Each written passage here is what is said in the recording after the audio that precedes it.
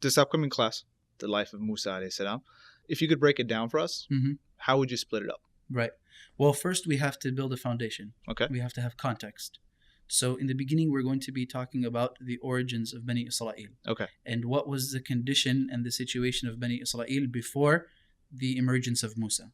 Got it. Once we understand that, then we can now transition into the life of Musa himself. Okay. From birth all the way up until he had to flee. Okay. Due to an altercation that took place. Got it. And then we will be talking about what happened after he fled all the way up until he is now a prophet and a messenger. He receives revelation. Yeah. And he now returns back to Egypt to confront Fir'aun and basically call them to the worship of Allah and save Bani Israel. Okay. Then we have the Exodus, where he basically leads Bani Israel out of the terrible situation that they were in and goes towards the Holy Land. Okay. And that will be the final section all the way up until his death, alayhi salam, just outside of the city of Jerusalem. That's a lot of Quran, isn't it? Absolutely.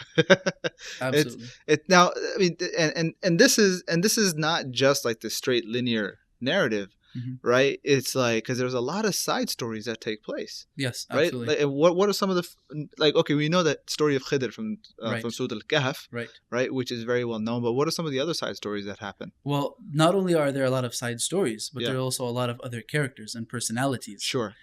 Which is one of the things that makes the story of Musa very unique. Okay. And very relatable. Sure. To everyone.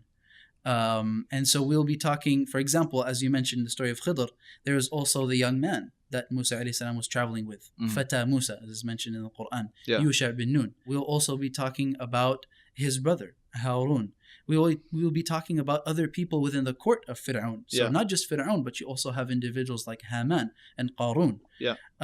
So many different personalities that we will be able to analyze and understand. The good and the bad. If you were to categorize like one or two character traits that really defined him and set him apart from other people mentioned in the Quran, like what would some of those characteristics be? Well, Musa alayhi salam was very passionate. Okay. And he was very strong. Okay. And very strong-willed. And he was also somebody that, although he was very passionate, he was also very patient. He had to be.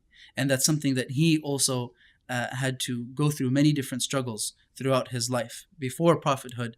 And then after prophethood, we see how much he is tested with Bani Israel. It's interesting because you mentioned about patience and passion, because if you have passion but no patience, then that's problematic.